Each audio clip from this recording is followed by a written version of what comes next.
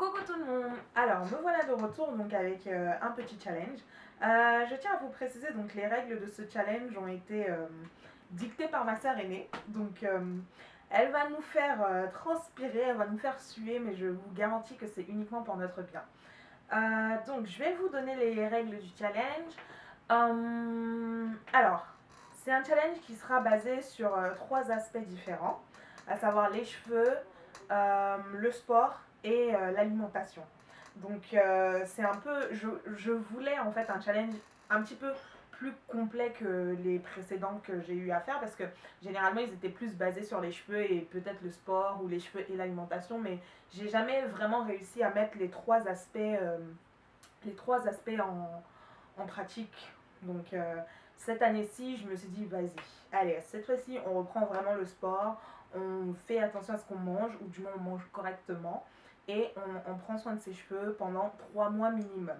Donc moi, je vais débuter le challenge demain. Je sais que je vous propose cette vidéo uniquement aujourd'hui, mais une fois que vous aurez vu la vidéo, si jamais ça vous intéresse de participer à ce challenge, à partir de la date à laquelle vous commencerez, vous compterez 3 mois minimum.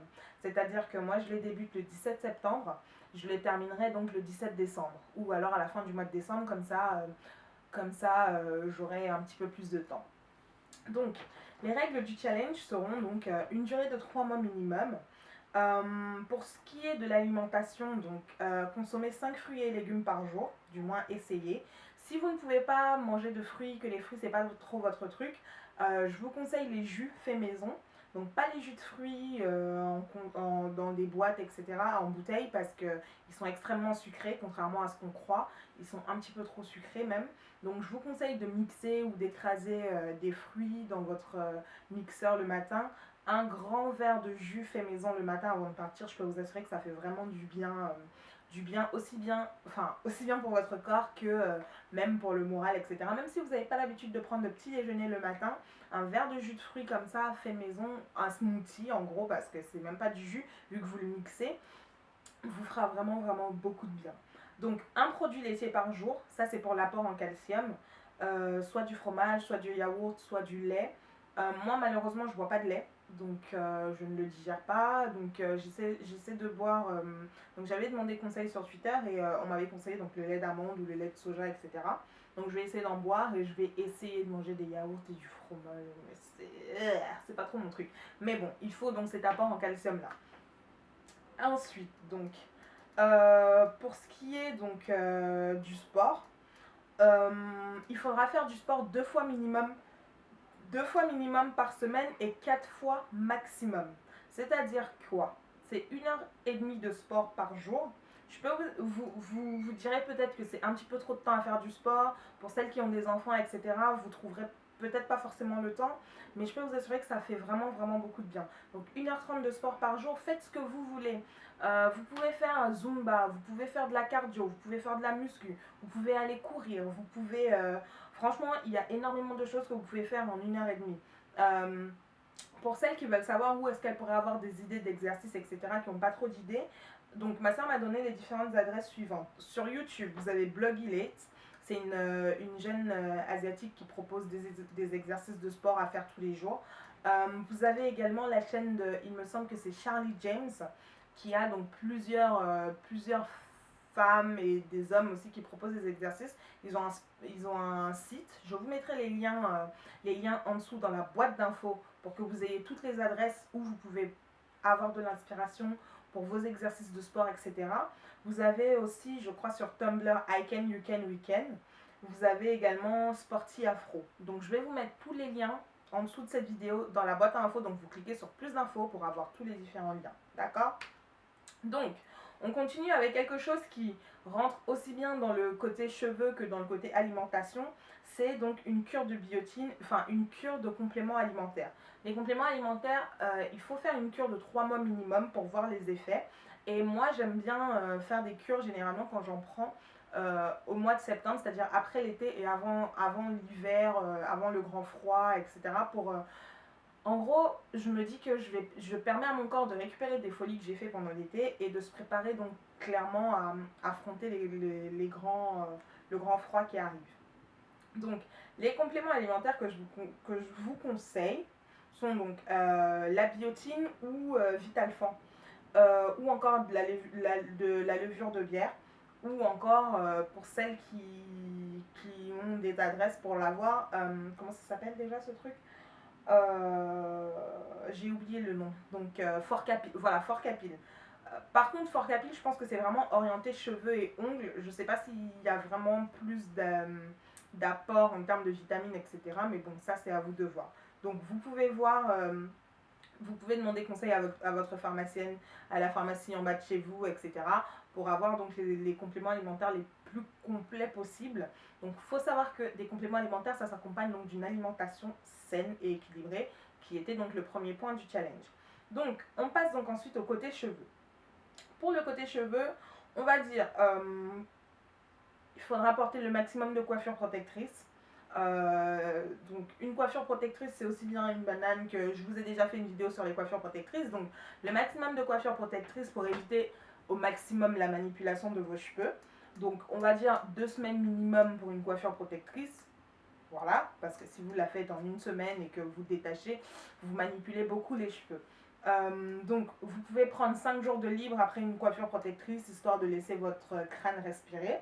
Ensuite, donc, vous ferez, à chaque fois que vous ferez vos soins, que vous les fassiez une fois par semaine, 2 fois par semaine, ou non, une fois par semaine, une fois toutes les 2 semaines, ou une fois toutes les 3 semaines, ou une fois par mois, il faudra faire absolument des soins complets, c'est-à-dire un avant-shampoing, des mélages à l'huile ou des mélages à l'eau ou ce que vous voulez, donc un masque avant shampoing, un après shampoing et un masque après shampoing. Donc vraiment, focalisez-vous sur cet aspect-là du je nourris mes cheveux et j'en prends soin. Vous n'êtes pas obligé de le faire toutes les semaines. Toutes les semaines, ce serait impossible. Mais vous pouvez le faire une fois toutes les 2 semaines, une fois toutes les 3 semaines, une fois par mois même, mais faire un soin complet à chaque fois, c'est-à-dire la veille, vous dormez avec votre masque avant shampoing. Le lendemain, vous lavez les cheveux, vous appliquez votre après-shampoing, vous démêlez, tout ce que vous voulez, et vous appliquez votre masque. Voilà, donc ça ce sera donc pour le côté cheveux. Ah oui, pour la nourriture, j'ai oublié. Donc ce serait bien que dans vos repas, c'est-à-dire en plus des 5 fruits et légumes par jour ou des jus maison, si vous ne pouvez pas manger 5 fruits et légumes par jour, essayez aussi d'incorporer du poisson dans votre alimentation. Le poisson c'est extrêmement bon. Je sais que beaucoup font des caprices comme quoi elles n'aiment pas le poisson, etc. Nanani, nanana, mais le poisson est extrêmement bon. Pour celles qui sont végétariennes, bah, si vous pouviez proposer entre vous ou sur la page Facebook des idées de recettes végétariennes, ce serait aussi très très très sympa pour les autres. Mais du poisson au moins une fois par semaine pour les autres, pour celles qui ne sont pas végétariennes, ni végétaliennes, ni quoi que ce soit. Voilà. J'espère donc que ce challenge vous inspirera. Donc moi je débute à partir de demain. J'ai repris le sport, j'ai repris Zumba déjà, la partie abdos, et j'ai mal au ventre, c'est infini. Alors, pour ce qui est du sport, ce challenge, le but de ce challenge c'est quoi? Le but de ce challenge c'est de prendre soin de soi, mais vraiment à fond. C'est-à-dire on mange correctement, on fait de l'exercice et on prend soin de ses cheveux. Donc on se fixe quand même quelques objectifs. Définissez vos objectifs dès le départ. Quels sont-ils? Est-ce que ce sera de la longueur que vous voulez au niveau des cheveux, ou juste apprendre à prendre soin de manière efficace de vos cheveux? Au niveau du sport, qu'est-ce que vous voulez? Est-ce que vous voulez perdre du poids? Est-ce que vous voulez juste tonifier votre corps? Est-ce que vous voulez, je sais pas moi, autre chose, etc. Moi, je sais que par exemple, pour moi, pour le sport, ce sera perdre mon bidon. J'ai un petit bidon. Non, pas un petit bidon, parce que quand c'est petit, ça peut encore être mignon. Mais j'ai un bon bidon. Il faut absolument que je perde.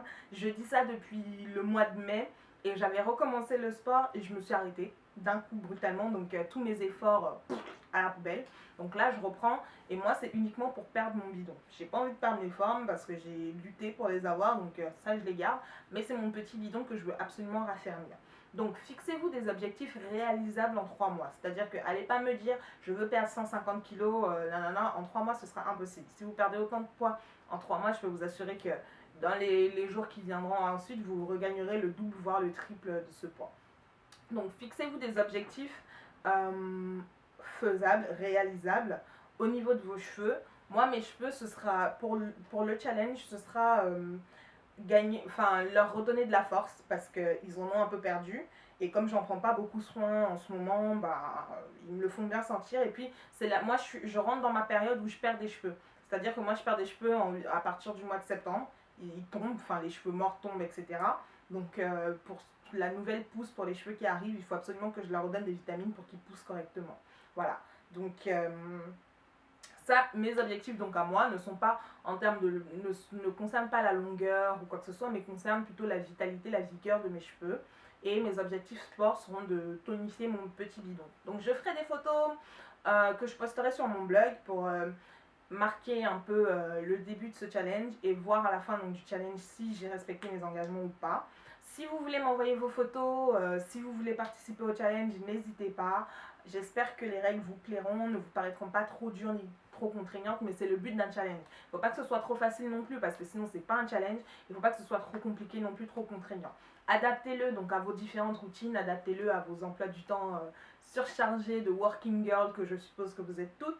Voilà, je vous fais de gros bisous et je vous souhaite à tous de passer une excellente soirée. Salut!